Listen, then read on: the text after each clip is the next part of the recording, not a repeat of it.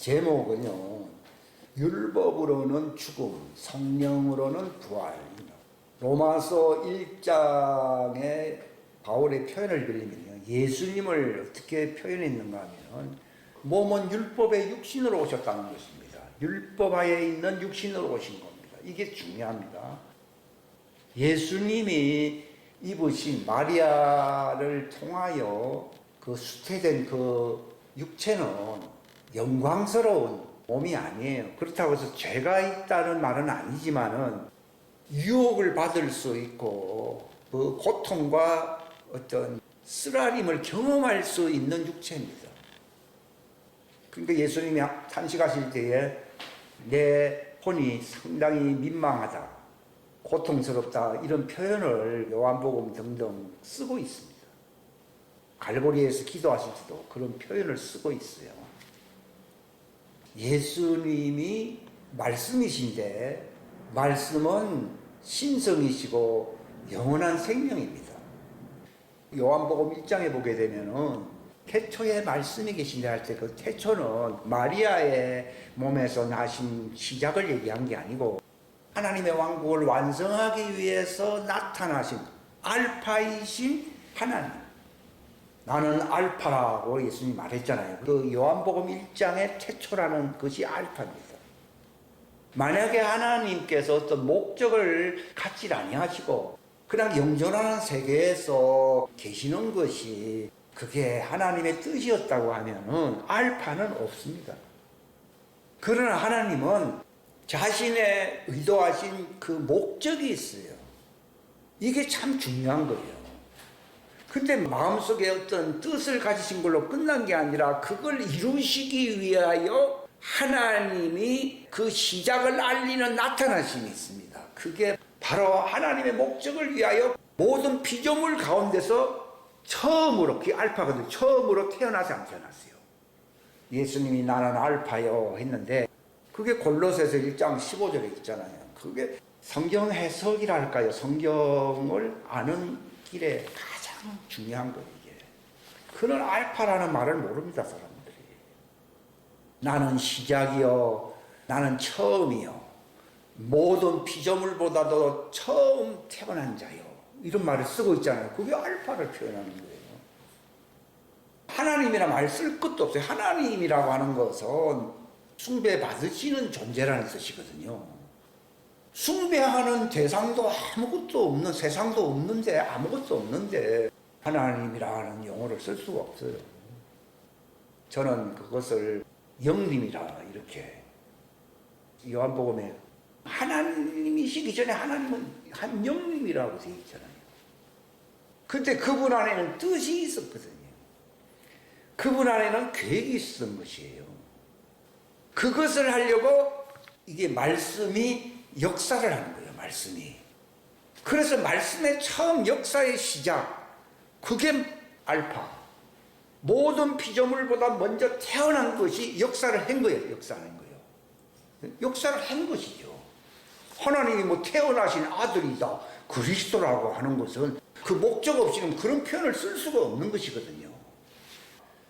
예수님 자신도 요한계시록에 나는 시작이다, 알파다, 오메가 이런 표현을 많이 쓰고 있는데 도리어 마리아에서 태어날 때는요, 알파라는 표현을 쓰지 않고 이 바울의 표현을 빌면 율법하에 있는 이 육체로 마지막 때에 우리를 건지시려고 나타났다, 이렇게 표현되어 있어요. 여러분이 바울서 쓰는 거 보십시오. 이 세상 마지막 때에 태어났다고 그래서 안 그랬어요.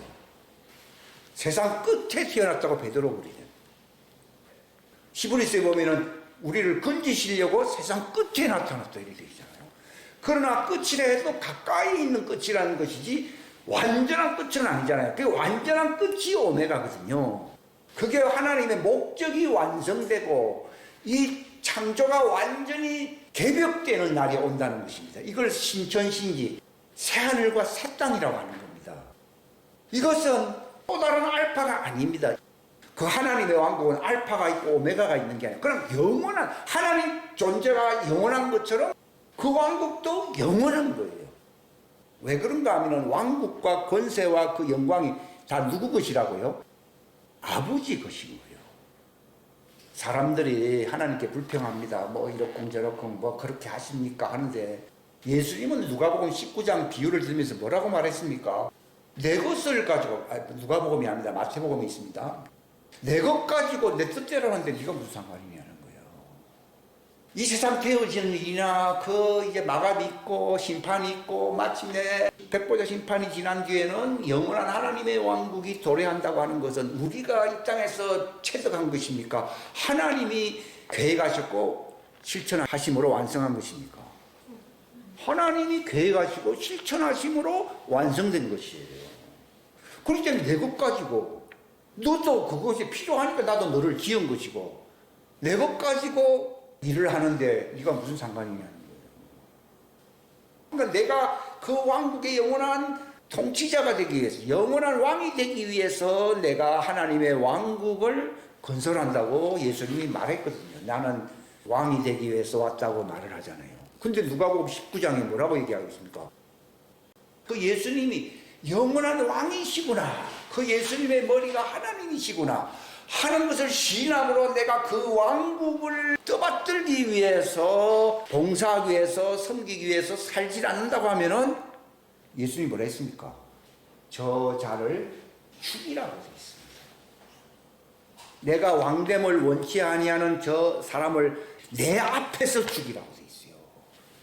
무시무시한 거예요. 그러니까 이 국가라고 하는 이 공동체 이 국가 유지를 위해서 법이 있습니다. 그 법을 어기면은 감옥에 가두든지 퇴출돼 버립니다. 그 공민권이 박탈당하는 것입니다. 마찬가지로 하나님의 왕국의 법을 예수님이 말씀하셨는데 그 법을 지키지 아니하면은 심판을 받고 퇴출되고 지옥에 처형돼 버립니다. 그건 당연한 것이에요. 그 공동체 질서 차원에서 법이 있는데 그 법을 어기면은 죄라고 그럽니다. 그러나 그거는 거기서 처벌받는 법이고 그걸로 끝납니다.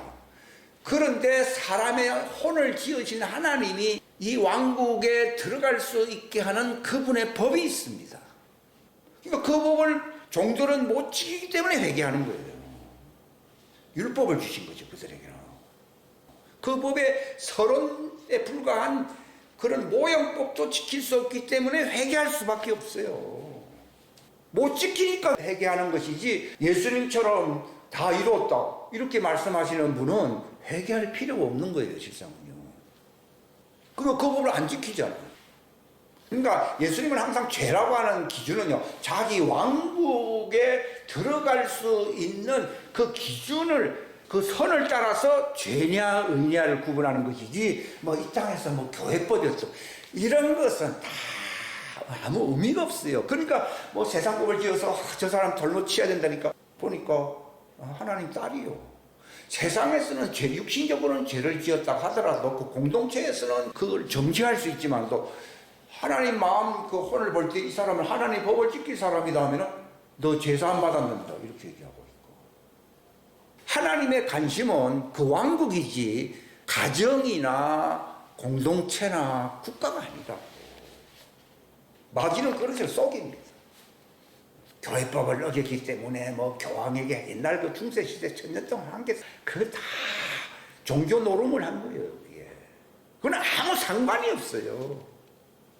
물론 거기 저촉되어서 뭐 어떻게 처벌을 받을 수도 있고 뭐 여러 가지 어려움을 당할 수는 있어요. 그러나 그건 거예요. 그거는 이 땅에 육체가 있는 동안에 뭐 당하는 그걸 고난이라 표현할 수도 있고 어떤 괴로움이라고 표현할 수는 있지만 그러나 그거는 마감이 다 있어요. 이거는 다 시한부적인 거예요. 무슨 짓을 했다 하더라도 뭐 거기서 처형받아서 뭐 어떻게 되면 그걸 끝난 것이지 뭐 죽고 난 뒤에도 뭐 그것이 그 법이 살아있고 그런 건 없습니다. 그러니까 성경에서는 예수님이 죄에 대하여라 하면은 내 말을 지키지 않는 것이다. 그러니까 법 중에 법. 예수님의 법은 이 땅에서도 유효할 뿐만 아니라 그 효력은 죽은 뒤에도 영원하네요. 그러니까 무서운 법이죠. 물론 세상 법도 필요하죠. 그걸 공동체 생활을 하기 위해서는 우리가 어기면 안 되죠. 지키지만은 그러나 그건 어디까지나 합법이라고. 그런데 이건 상법이라는 정도 수준이 아닙니다. 십자가 우편 강도 보십시오. 로마법에 의해서는 그는 무슨 짓을 했는지는 몰라도 굉장히 중죄를 지은 겁니다. 그러나 예수님이 십자가 병강뒤에 불쌍하구나, 네가 하나님의 아들이 되어야 될 텐데 하면서 아이고 너는 이제는 십자가 질 필요 없다 이렇게 얘기한 게 아니라 십자가는 십자가고 너는 입장에서는 그게 저촉되더라도 죽음 이후에는 너는 나와 함께 낙원에 영원히 있자고 말을 해버리니까 그 말을 받아들이니 나를 기억해달라 그랬잖아요. 그러니까 이게 죄에서 끝나서 안 끝나요. 끝나버린 거잖아요. 하나님의 왕국을 알고 있잖아요. 이 사람이 하나님의 자녀는 하나님의 왕국을 알아. 왜냐하면 자기 고향이거든요. 예수님이 요한복음 15장 27절에 제자들 보고 처음부터 나와 함께 있었다고 그러잖아요. 그러니까 이 우편강도도 처음부터 예수님과 함께 있었던 자인 거예요. 근데 탕자같이 산 거죠. 근데 탕자가 뭐 딱 정신을 차린 때가 왔잖아요. 그러니까 이 탕자 보십시오. 다 기억을 한 거예요. 탕자 중에 탕자 바로 무슨 짓을 했는지 십자가에 죽어야 할 그 강도가 말이에요. 예수님 바라보니까 갑자기 무슨 생각이 났겠습니까? 자기가 영으로 왕국에 계셨던 이분을 본 적이 있지 않으세요? 이게 놀라운 거죠. 세관에서 세무를 보고 있는데 그 레위라고 하는 그 사람 보고 예수님이 너 날 따라와. 이게 웃기는 얘기잖아요. 그때는 그 로마의 그 관직인 그 세무관이 된다는 것이 쉬운 일은 아니거든요. 당장 내팽개치고 주님을 따라갔다. 이건 사람들이 그게 소설책도 아니고 이게 무슨 이해가 됩니까? 그러니까 처음부터 예수님과 함께 있었던 자니까. 나다나엘을 데리고 오니까 예수님이 딱 뭐라고 했습니까? 네가 무화과나무 아래에 있었지? 이 말은 무슨 말인가 하면 네가 율법아에서 나를 몰라보고 살았지? 그 말이거든요. 그러니까 율법아에 들어가 버리면은요 처음부터 계신 분을 모르는 거예요. 이 요한일서를 여러분들이 읽어보면 처음부터 계신 분을 네가 알면은 처음부터 그분이 말씀하신 그 말씀이 네 속에 있어야 된다. 처음부터 있었으니 처음부터 말씀하신 그 말씀을 너희 속에 거하게 하라. 이게 말이 됩니까? 처음부터 계신 분을 알았으니 처음부터 계신 그분의 말씀이 네 속에 있으라. 이게 어떤 고상하게 논리적으로 사는 사람 같으면 성경책이 무슨 이렇게. 근데 나는 그런 말을 읽을수록 이게 재미가 나더라고요. 그 처음부터 계신 그분을 아삭한 옛날에 본 기억이 있지 않았어요? 있으니까 그거 말 듣고 막 감동이 되는 것이지. 아담은요 그 시작이 자기예요. 근데 우리의 시작은 내가 아니에요. 어머니 품에서 시작이 된 게 아니에요. 바로 처음부터 계신 그리스도 안에서 시작된 거라니까. 이게 얼마나 놀라운 겁니까? 아주 시작 중에 시작인 이 고향을 알고 고향에 계셨던 아버지를 안다는 것, 이것보다 중요한 게 있어요, 없어요? 없잖아요. 이거 아니고 얼마나 이것을 너희에게 이루면 너희 기쁨을 충만하게 하려 함이라. 그런데 그 처음부터 계신 분이 누구냐는 거예요. 아담은 시작이에요. 그를 지으신 하나님이다 이렇게 나와 있습니다. 누가복음 족보에는요. 그런 족보의 출신이에요. 혈통으로 난 자입니다. 그러나 하나님의 자녀는 혈통으로나 육정으로 사람의 뜻으로 난 게 아니야. 아무 상관이 없어요. 거기에 파송된 거라니까. 육체에 파송됐는데 그 땅에 있는 동안에 여기에 익숙해져다 보니까 고향을 잃어버린 거예요. 자기가 대사라는 걸 모르고 눈에 보이는 그 유물론적인 육체 안에서 그냥 살다가 죽는 생활만 하고 있었던 거예요. 근데 하나님은 그를 파송한 목적이기 때문에 이게 죄라고 하는 것이 파송된 목적, 그분의 말씀대로 살질 아니하고 그저 이 땅에서 내가 나쁜 짓을 안 했다 하더라도 내가 세상에서 아버지 뜻과 상관없이 세상 사람처럼 사는 것 자체가 죄요, 죄 아니에요? 죄인 거예요. 자기 정체성을 모르는 거지. 그러니까 죄의 개념을 알아야 됩니다. 그러니까 거기에 올려 낙을 이 땅에서 찾으려고 하니까 뭐 이 짓도 하고 저 짓도 하잖아요. 근데 예수님이 딱 말씀하시면서 들어보니까 어디서 들어본 말인 거예요. 이게 천국의 말인 거예요. 예수님의 양이에요, 양 아니에요. 예수님이 저들을 용서해 주십시오. 이건 세상 사람들이 하는 인사법이 아니거든요. 그거 내 양은 내 음성을 듣는데 예수님은 알고 있어요. 깨운 거죠, 이렇게. 그러니까 가만히 있을 수가 없잖아요. 이 사람의 말은 저런 세상 사람들의 말이 아니요. 이 사람의 말은 참으로 의로운 말이요. 비난하지 마시오. 욕하지 마시오. 사람 그런 사람 아니요. 이 변호하잖아요. 아니 세상에 제자들도 막 도망가 버리는 세상에 막 변호하잖아요. 그러면서 주여 내가 당신을 몰라보고 내가 헛된 세월을 살았습니다. 이게 정체성을 알게 된 거죠. 그래서 내 고향으로 돌아갈 수 있도록 나를 기억해 달라고 주님께 말을 했잖아요. 그게 모르고 아무리 땅에서 착실하게 막 살아도요. 주님과 상관없이 살면은 그게 다 죄인 거죠. 죄에 대하여는 그분을 알아보지 못하고 믿지 못하는 것이 그분의 말씀을 받아들이지 않는 것이 죄라고 성경에 분명하게 기록되어 있잖아요. 근데 교회 아무리 다니고 설교 많이 듣고요. 뭐 책도 많이 보고 하더라도요. 바로 지금은 성령님으로 우리에게 말씀하네요. 말씀을 들어야 되는 거예요. 저는 제 인간 개인 말은 별로 할 게 없어요. 그 고향 그분이 말씀하셨던 그 말씀을 리바이벌 하게 하시려고 성령님을 또 제게 주셨거든요. 그래서 그 말을 리바이벌 함으로써 제가 그 왕국에 그 고향으로 가야 돼 안 가야 돼요. 그게 이제 완성될 거예요. 그게 시작이었고요. 옛날에는. 이제 시작됐던 그 고향에 내가 있었는데 예수님도 이 땅에 왜 왔는가 했더니 그분이 사람 폼으로 온 목적이 그냥 이 땅에서 오래 살려고 온 게 아니라 완성되는 하나님의 왕국의 그 부활체로 영원히 통치하시려고 이분이 그 왕국에 들어갈 수 있는 몸으로 이제 완성되시려고 이 땅에 왔구나. 이걸 금방 알아차리잖아요. 그러니까 이 강도가 자기도 그 왕국에 들어갈 수 있도록 나를 그러니까 낙원에 가야만이 부활체가 돼야 안 돼요. 그러니까 너 나와 함께 이제 낙원에 있게 될 것이다. 그들이 낙원에서 부활체를 준비를 하고 있고 이 마지막 때는 예수님이 이제 공중재림하기 때문에 이 땅에서 부활체로 신부단장을 해야 되는 거예요. 이 낙원에 갔다가 가는 게 아니라는 거예요. 먼저 낙원에 가 있던 자들이 낙원에서 부활체를 준비해서 가는 것이고 살아있는 우리는 여기가 신부단장 여기서 부활체를 만들어야 되고 주님 부르실 때 공중에 나타났을 때 올라가야 되는 거예요. 그러니까 자기 위에 뭐 어렵다 그러면요 불가능할 거예요. 근데 주님을 알아보니까 이는 이제 부활체로 이제 그 왕국에 들어갈 수 있다라고 예수님이 그 강도에게 말을 했어야 했어요. 낙원에 있다는 그 뜻이 무정할 뭐 좋은 데 간다 이런 얘기가 아니라니까. 그 예수님은 부활체로서 왕국에 들어가려고 이 땅에 왔구나 하는 걸 알았기 때문에 당신의 왕국에 등극하실 때 이 말 이게 보통 얘기가 아니거든요. 이것을 이 말을 함으로써 자기 죄는 끝났어 안 끝났어요? 끝나버린 거잖아요.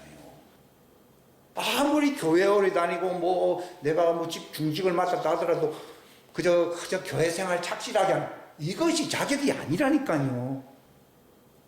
아무리 교회에서 상 많이 받아도 소용없습니다. 뭐 교회에서 이뻐해주고 뭐 좋아해줘도 아무 가치가 없습니다. 종들은 직접 육체 안에서 완성되지 못하기 때문에 어디에 들어갑니까? 아브라함 품에 가잖아요. 그건 무덤이거든요. 낙원은 무덤이 아닙니다. 낙원은 신부 대기처입니다. 거기는 부활체를 완성시키는 곳입니다. 그러니까 예수님이 무덤에 있는 자들이 내 음성을 듣는다 하는 말이 있어야 안 있어요? 있잖아요. 이 땅에서 지금 죽으면은 낙원에 갈 사람도 있지만 또 무덤에 가는 사람이 훨씬 더 많습니다. 실상은. 왜냐하면 예수님께서 처음부터 나와 함께 있었던 자들은 많은 자들이라고 말을 하지 아니하고 뭘 했습니까? 지극히 적다고 나와 있잖아요. 내 양은 지극히 적고 다른 양은 많아야 안 많아요? 많은 거예요. 이거 확실하게 알아야 됩니다. 그러니까 죄라고 하는 개념이 그 예수님을 몰라보는 게 죄인 거예요. 그 나를 못 알아본 것이 죄다 이 말이죠. 근데 내 양은 내 음성을 듣고 즉시 알아봐야 안 알아봐요? 알아보잖아요. 제자들은 3년 동안 따라다녔지만 언제 십자가병 강도가 예수님한테 성경 공부 같이 한 적이 있습니까? 뭐 같이 뭐 전도 여행을 간 적이 있습니까? 아무것도 뭐 쓸데없는 짓만 하러 돌아다니다가 지금 완전히 죽을 처지가 됐잖아요.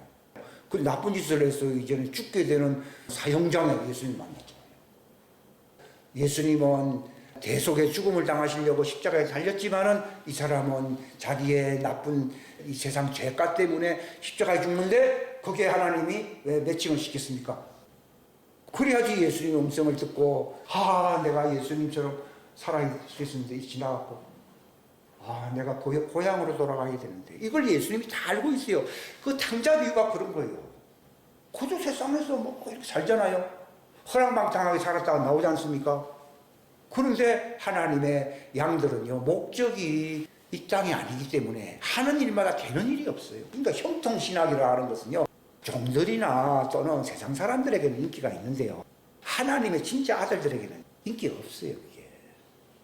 왜냐하면 하나님은 주시는 축복이라고 하는 것은 하나님의 집으로, 고향으로 데려가는 것이 축복인 것이지, 이 땅에서 형통하다가 지옥에 떨어지는 것은 그것은 불행 중에 불행이거든요. 그러니까 정신이 가득 차려, 내가 이렇게 살게 하는데, 내가 내 고향으로, 갑자기 고향 생각이 나는 거예요.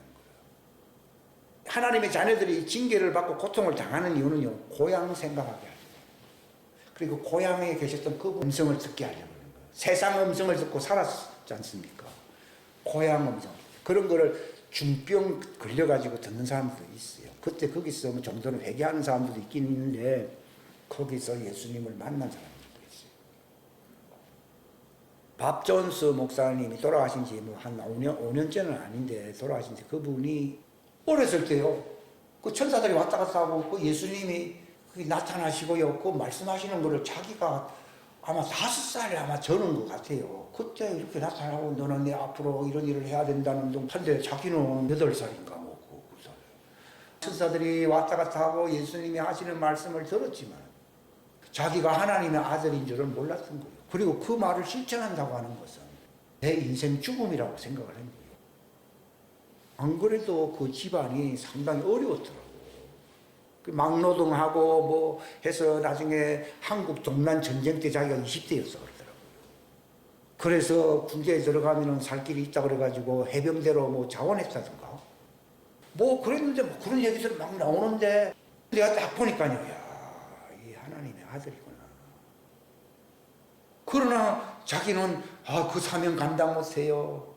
그래서 군대로 도망갔고 또 뭐 술 친구들과 어울려가지고서는 막 부어라 마셔라 해가지고 30대까지 말 그대로 허랑방탕하게 막 간 거예요. 왜냐하면 그게 어릴 때 그것을 실천한다고 하는 꿈 같은 일이고 다른 사람 똑똑한 사람 많은데 나 같은 사람에게 하느냐 그 얘기거든요. 그래서 그 반대길로 간 거예요. 그 탕자가 아버지의 유산을 다 달라 그러고서는 인생에서 내가 그 보상을 받고 살겠다고 그러면서 저기 고향을 떠나겠다 그랬잖아요. 그런 식으로 사는 거예요. 그게 성경에 있지 않습니까? 누가복음에. 그렇게 산 거예요. 그러다 보니까 중독이 돼가지고서 사는 게 그게 복잡해진 거죠. 그래가지고 40대 이 사람이 정신을 차리면서 몸이 회복되다가 또 발동 걸리가 넘어지고 이렇게 하다가 진짜 사역은 한 50대부터 시작된 거예요. 이 사람.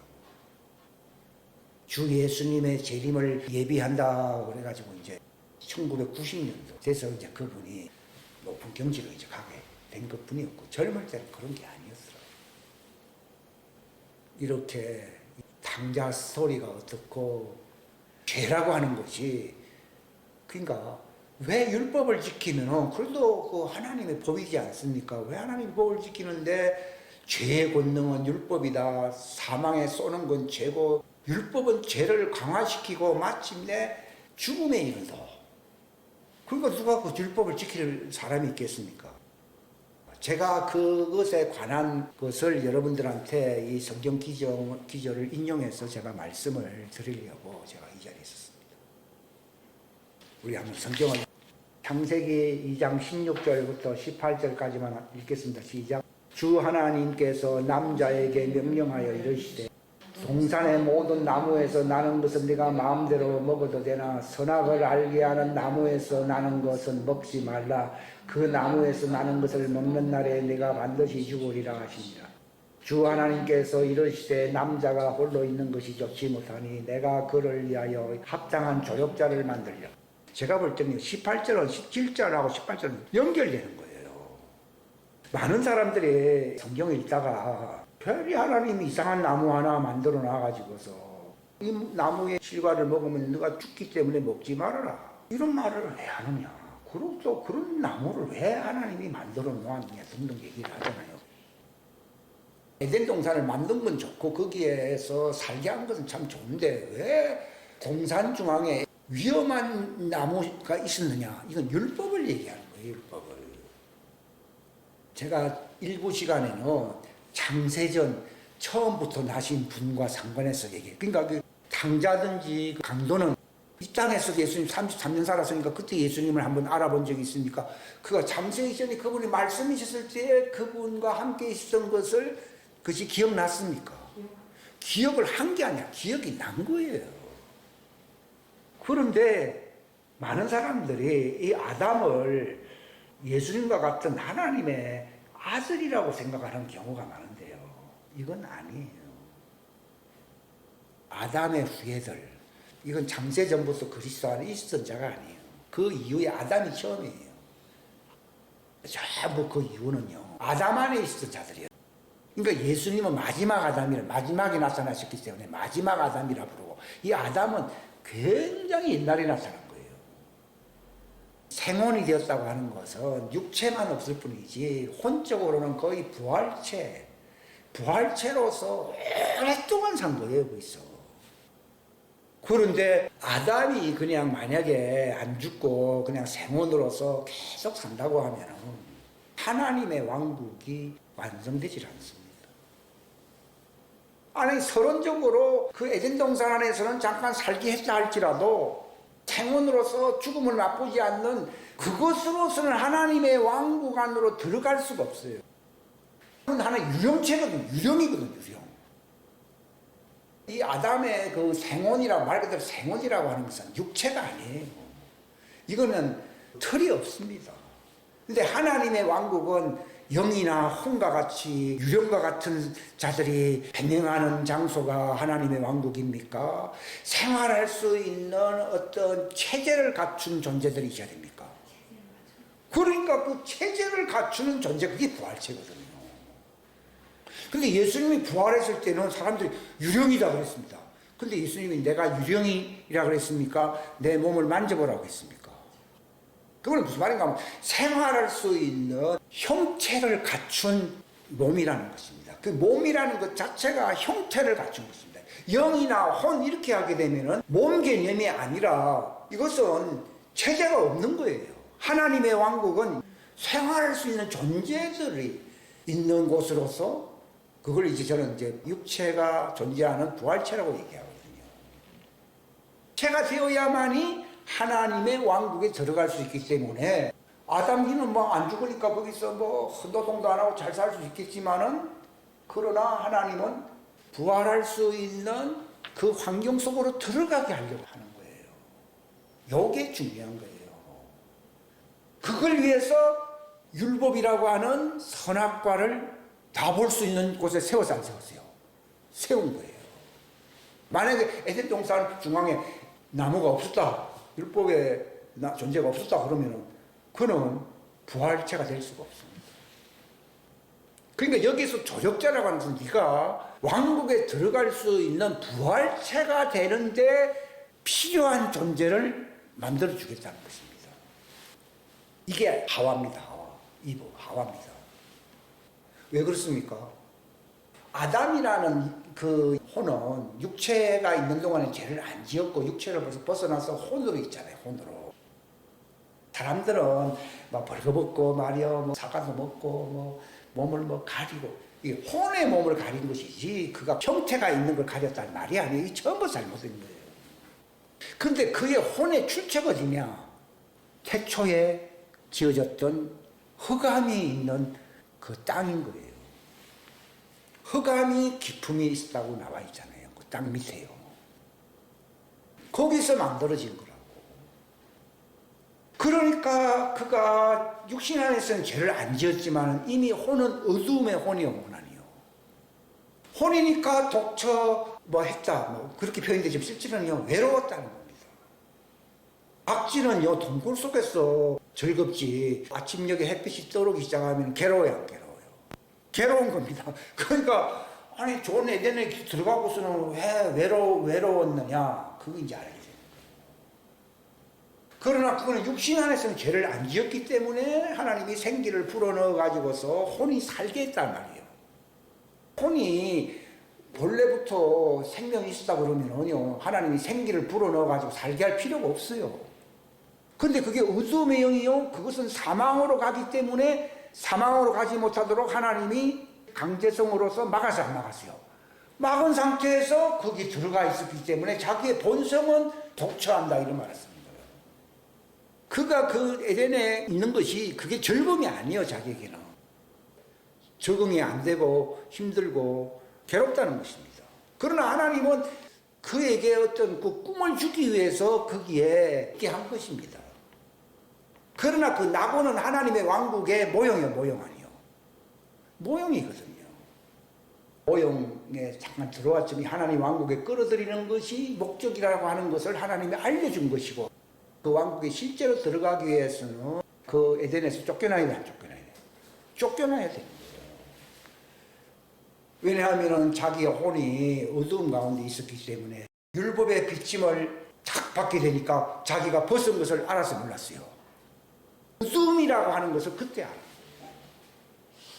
그러니까 자기는 죽음을 피할 수가 없다는 것을 자기가 알게 된 거예요. 그러니까 그 나무의 실과를 먹는 날에는 네가 죽는다는 말은요, 네가 어둠과 상관없는 존재로서 하나님의 왕국에 들어갈 수 있는 부활체가 되기 위해서는 네가 조력자가 필요한데 그 조력자가 그 선악과를 먹게 하는 것이다. 네 힘으로 먹게 되면은 너는 하나님 앞에 도전한 것이기 때문에 희망이 없지만도 조력자에게는 먹으라 먹지 말라 그런 명령이 주어져서 안 주어졌어요. 주어지질 않았어요. 이 여자는 마음대로인 거예요. 그러니까 마귀하고 대화할 때 지 마음대로 얘기하잖아요. 자기 일입니까? 남편 일입니까? 남편 일이지. 자기하고는 아무 상관이 없으니까 뭐 이상한 얘기도 하고 쏟기도 하고 막 하나님 다 알고 있는 거예요. 왜냐하면 처음에 그 여자도 율법아에 있었거든요. 왜냐하면 여자라고 불렀기 때문에. 여자라는 말은 율법아에 있다는 뜻입니다. 그 말은 사단에게 얼마든지 기회를 입을 수 있는 존재라는 것을 얘기하는 거예요. 그러니까 죄 안 짓고 선악과를 먹을 수 있는 길로 간 거예요. 아담은. 왜냐하면 여자가 괜찮다고 그러면서 남편에게 주는 자기 밥도 먹어버린 거거든요. 그게 하나님 뜻이 이루어진 거라고. 그게 조력자가 된 거예요. 만약에 하나님이 그것은 실패고 그것은 절망이라고 한다고 그러면 하나님은 기필코 처음부터 그걸 막아야 안 막아요. 막을 건데 그렇게 된 것이 생명나무로 네가 갈 수 있는 길을 하나님이 열어놔서 안 열어놨어요. 그 뒤에 다 읽어보면요, 쫓아나고 난 뒤에 생명나무의 길을 예배했다고 나오잖아요. 그건 이제 예수님이 오시는 길을 예배한다는 걸 얘기하거든요. 여자의 말대로 그냥 자기가 어처구니 없이 이 선악과를 먹게 됨으로 말미암아 자기가 벌거벗은 것을 알게 되고, 그러면서 이 문제를 해결할 수 있도록 예수님이 생명나무의 길을 지키시잖아요. 지키고 하나님은 생명나무 길을 영문 안에서 행하신 겁니다. 영문 밖에서 했습니까? 그 영문 안은 에덴을 얘기하는 거예요. 그러니까 이 하나님의 그 통치가 있는 에덴 동산과 같은 그 왕국의 어떤 모형이든 그곳 안에서 행하지 않고 이걸 쫓아내야만이 예수님도 같은 처지로 선악을 아는 예 같은 모양이 되었다고 예수님, 그도 같은 마리아의 몸을 통해서 육체 안에 왔어요, 안 했어요? 온 거거든요. 요 말을 딱 진짜 이해하셔야 됩니다.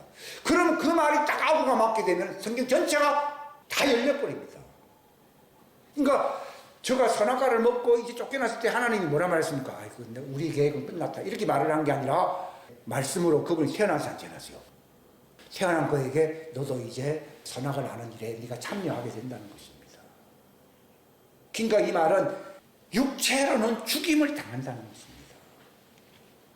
왜냐하면 부활체는 천지라고 하는 이 피조물 체계 안에서는 반드시 죽임을 당해야만이 부활로 가는 거예요.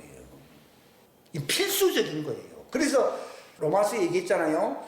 당신네들도 예수님과 같은 죽음의 모양새로서 살질 아니하면, 그렇게 살질 아니하면 예수님의 부활과 연합이 안 됩니다 라고 아예 로마서 6장 5절에 못을 박아버리잖아요.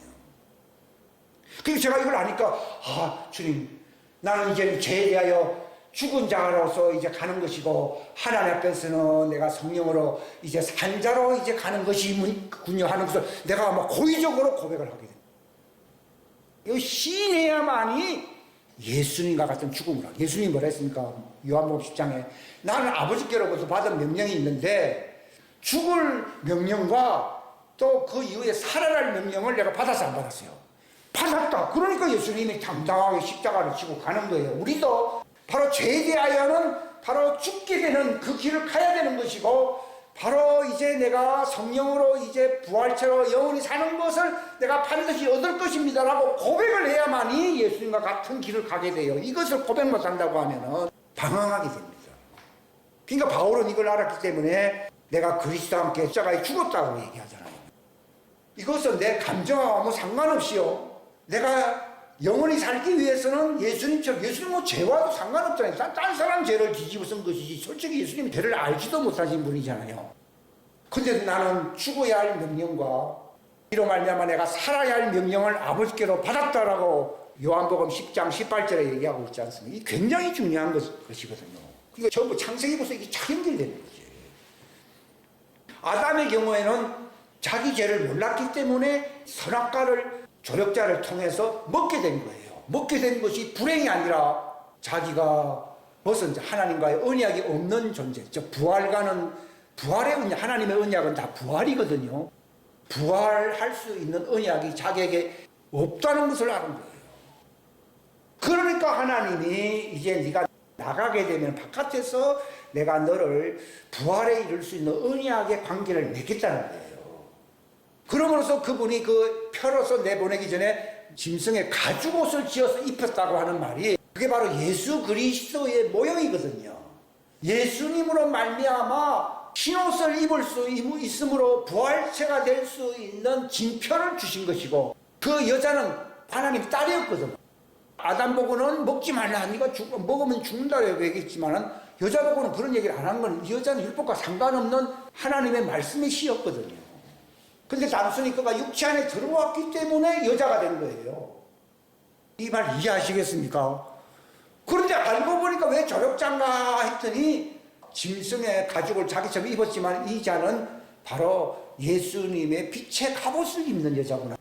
그래서 아담이 이 여자는 뭐라 불렀습니까? 산자의 음이라고 불렀던 거예요. 여자로 불렀지만은 만들어진 걸로 얘기하면 후배지만은 그의 혼은 자기와 같은 그 선악과와 관련이 있는 존재가 아니라 그는 바로 세마포 옷을 입을 수 있는, 바로 의의 옷을 입을 수 있는, 그리스도로 옷 입을 수 있는 산자인 거예요. 예수님이 그냥 여자에게서 태어났다고 하면요, 그냥 율법에 속해서 율법 아래 옴으로써 율법으로 끝마쳐져야 됩니다. 그러면 하나님의 아들이 종이 된다고 하는 것은, 그것은 있을 수 없는 일이거든요. 그런데 하나님의 계획이 그런 거예요. 하나님의 아들이면서 종처럼 생활하면서 종들을 구원할 수도 있고, 그러면서도 그분은 종이 아니라 하나님의 아들이시기 때문에 성령으로 영생의 부활에 이를 수 있어요. 이 두 가지를 다 할 수 있으려고 그러면은 아들이지만은도 현재 사는 것은 종처럼 사는 여자에게 와야 돼요. 그 하나님 왜 그렇게 일을 하셨느냐? 예수님이 아담의 후예들을 하나님의 왕국으로 들어가기 위해서는 그들을 죄에서 구원해야 되거든요. 죄에서 구원하려고 그러면은 그분이 하나님의 아들로만 자기 신분이 나타난다고 하면은 종하고 아무 상관이 없어져요. 그렇기 때문에 그분이 바로 육체의 여자에서 태어나서 율법 아래 같이 있었기 때문에 같이 종들을 위해서 죽음을 맛볼 수 있는 존재가 된 거예요. 종들을 부활에 이룰 수 있도록, 구원에 이룰 수 있도록 하기 위해서는 그분이 율법 하에 있어야 되는 거예요. 그래서 여자에게서 나게 하시고, 여자라는 말을 쓰잖아요. 갈라디아 4장에 여자에게서 나게 하시고 율법 하에 나게 하신 것은 율법 하에 있는 자들을 구속한다, 즉 구원한다는 것입니다. 이제 구원하려고 예수님이 아브라함 품에 있는 사람들을 나오게 해가지고서 피난처로 데리고 가야 안 데려가요. 물론 그분이 직접 데려가는 건 아니지만 거기에 가지 않습니다. 거기서 그분이 그들을 구속할 수 있도록, 흰옷을 입을 수 있도록 은혜를 베풀어야 안 베풀어요? 베푼다 이 말입니다. 그러니까 바울이 이걸 알은 거예요. 그러니까 육신으로는 죄 있는 육체의 모양으로 와서 육신의 죄를 정하사 마침내 그가 죄인처럼 죽었지만은 그러나 그의 영어로, 시로는 뭐라 그랬습니까? 성결의 영어로는 성령으로 부활하사 하나님의 아들로 인정됐다. 이게 두 가지로 딱 나눠지는 거예요. 그러니까 우리도 육체 안에서는 종처럼 사는 거예요. 실상은요. 육체 안에서 사는 삶은, 육체 안에서는 율법하에 있는 것이. 그러니까 육체 안에서는 율법하에서 왜 살게 되냐. 그러니까 예수님도 그러했듯이 바로 우리도 육체는 죄 있는 육체 안에 들어왔잖아요. 그러니까 이것 때문에 육체는 율법에 의해서 합법적으로 죽어야 돼, 안 죽어야 돼요? 죽게 되면은 내가 성결의 영으로는 성령으로 말미암아 내가 부활함으로 하나님의 아들로 나타나야 된다, 이 말입니다. 보십시오. 아담이 죄 없는 육체, 죄를 안 졌잖아요. 그러나 그의 혼은 결국은 자기 죄를 깨닫고 언약이 없다는 존재, 벌거벗었다면 언약이 없다는 거예요. 그러니까 언약이 있는 존재가 되게 하려고 나중에 하나님이 짐승의 가죽을 입혔잖아요. 그가 표를 받았기 때문에 바깥 세상에 나가서 구속을 받아야 돼, 안 받아요? 받아야 된다 말이에요. 그래서 이제 생명나무에 그들이 들어가야 되잖아요. 생명나무로 가야 되지 선악과 나무로는 희망이 없잖아요, 이제는요. 그러니까 율법으로는 육체가 죽임을 당하지만은 그들도 혼으로는 그 부활체로 태어나야 하잖아요. 태어날 수 있게 하는 길을 하나님이 열어놓은 거예요. 이게 복음이에요. 이 말을 모르면 복음의 핵심을 모르는 거예요. 그냥 뭐 복음이라니까 글자만 알고 있는 것이지 뭐가 즐겁고 뭐가 정말 기쁜 것인지 모를 수가 있어요. 모르면요. 근데 확실하게 알게 되면 무슨 효과가 있느냐? 속임수가 이제 못 들어간 거예요. 이게 믿음으로 살게 됩니다.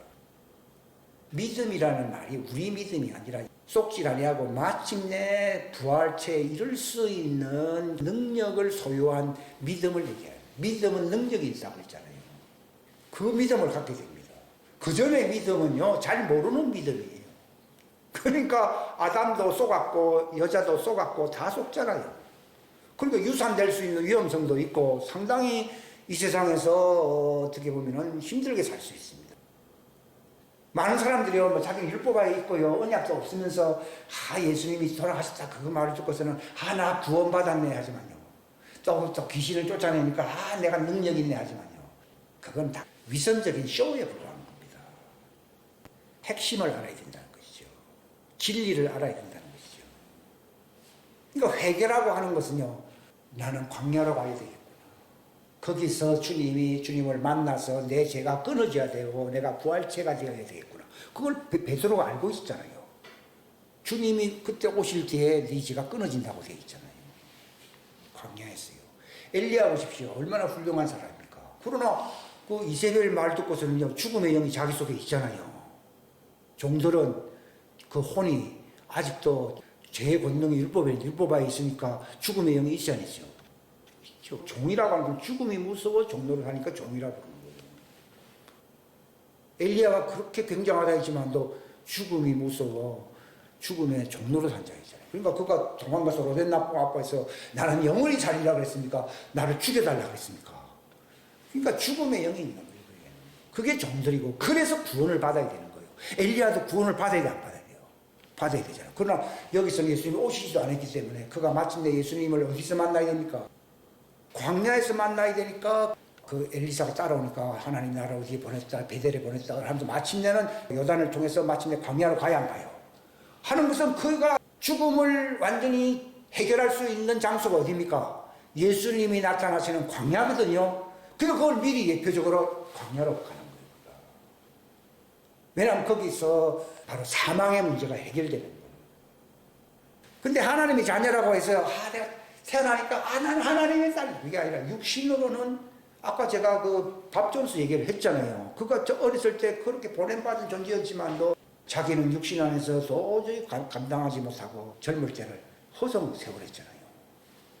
그게 왜 그런가 하면 그가 율법하에 있기 때문인 거예요. 육체가요.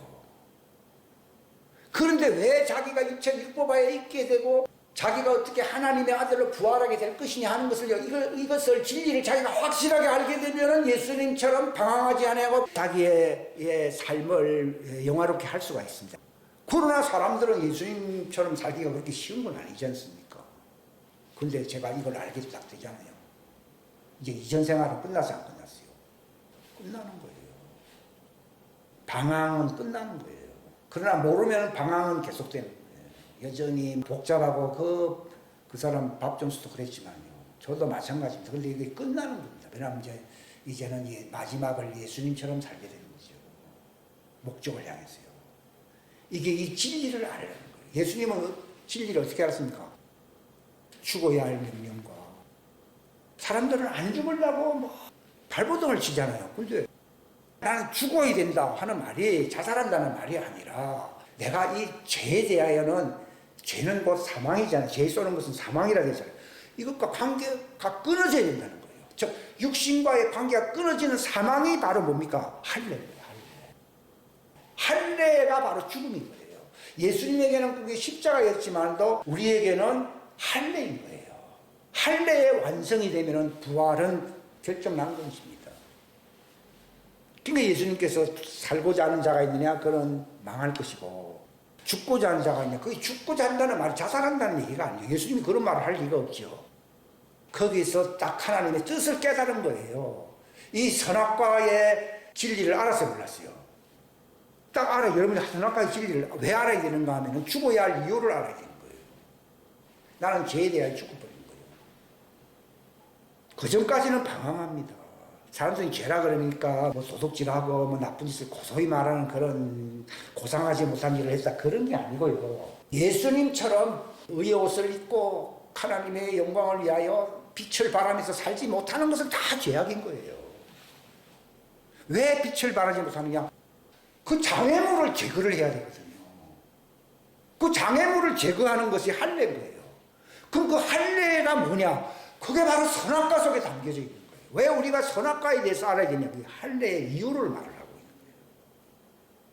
거예요. 근데 이게 지혜와 계시의 영을 주시는 그 대상이 된다 그러면 이걸 알게 됩니다. 끝내는 알게 됩니다. 그 깊고 깊다. 하나님의 말씀은 정말 오묘하다, 깊도다. 이 정말 이 오묘한 기품을 알게 됩니다. 그러면은 방황이라고 하는 것이 끝나는 거예요. 굳게 세워지는 것입니다. 바울이 그토록 너희를 그리스도 안에서 완전한 자로 굳게 세운다고 하는 말이 이제 알게 됩니다. 바울은 에베소 교회에 3년 동안 있었잖아요. 이 놀라운 이 진리를 하나님의 왕국의 신비를 너희들에게 사도행전 20장에 보면 다 알겠다. 다 알겠다는 거예요. 이거 알게 되면요 끝납니다. 끝날이라 해서 끝날 수 없습니다. 자기 힘으로는 안 됩니다. 이 성령님이 지혜와 계시의 영을 주셔서 이게 열리잖아요. 그러면 하늘이 열리게 됐어요. 왜냐하면 내가 율법 아래에 있는 것은 이 사망의 착고 속에 가두는 것이거든요. 사람들은 자기가 안 죽으려고 고상하게 살겠다고 하는 것이요. 이 하늘의 문을 닫는 거예요. 닫는 거 아니에요. 닫는 거예요. 근데 이것을 고백하고 자기가 죄 있다는 것을 가리게 하는 것은 다 죄거든요. 이것을 고백하게 되면 그 빛 가운데서 우리의 모든 것을 깨끗하게 하신다. 씻어준다고 되어 있거든요. 즉 하늘의 문이 열린다는 것입니다. 이 복을 하늘이 열리는 복을 받으시기를 주님의 이름으로 축원합니다. 기도하겠습니다. 하나님 아버지 짧은 시간에 이 모든 것들을 다 이해할 수가 없겠사오나 지혜와 계시의 영을 주심으로 말미암아 에덴 동산에 감춰져 있던 이 놀라운 이 왕국의 신비를 우리가 알 수 있도록 깨달을 수 있도록 도와주시옵소서. 이 장막절에 세상 어떤 복보다도 정말 하나님께서 그 왕국 안으로 들어갈 수 있는 그 에덴 동산에 숨겨져 있었던 그 보화를 깨닫게 해주시옵소서. 하나님 이 장막절 기간 동안에 이 에덴 동산 속에 있는 이 보화를 주님이 열어주셨듯이 우리 모든 사람들에게 다 열어주시고 알게 하여 주시옵소서. 하나님 그 어떤 메시지보다도 정말 가장 중요했던 그 말씀들이 무엇인가를 알게 하심으로 이제 어둠이 끝나고 지옥의 문이 닫히고 이제 하늘의 문이 열리는 이 하나님의 왕국의 시전, 장막절의 시전에 주시는 하나님의 말씀을 우리가 듣게 하시고 깨닫게 하여 주시옵소서. 이 시간 당장은 우리가 부족하오나 그러나 주님께서 우편에 있던 강도에게 눈을 열어주신 것처럼 하나님 우리에게도 열어주시고 우리의 위선을 다 회개할 수 있게 해주시옵소서. 선한 채 착한 채 하지 않게 하시고 내 양은 내 음성 듣고 그 강도가 예수님을 알아봤듯이 우리가 그 주님을 알아봄으로 그 왕국의 신비를 확실하게 깨달을 수 있도록, 그리함으로 우리가 그 전에 고상하게 산 것이 다 그게 위선이었다고, 내가 죄 없는 자가 아니라 죄 있었다고 고백함으로 그는 미쁘고 이로사 이 모든 것을 깨끗게 하사 하늘에 열린 문을 두시는 그 축복의 영광에 참여할 수 있는 자들이 되게 하시옵소서. 이 장막절에 하늘의 왕국의 문이 열리게 하여 주시옵소서. 감사하고 예수님의 이름 받들어 간절히 기도하옵나이다. 아멘.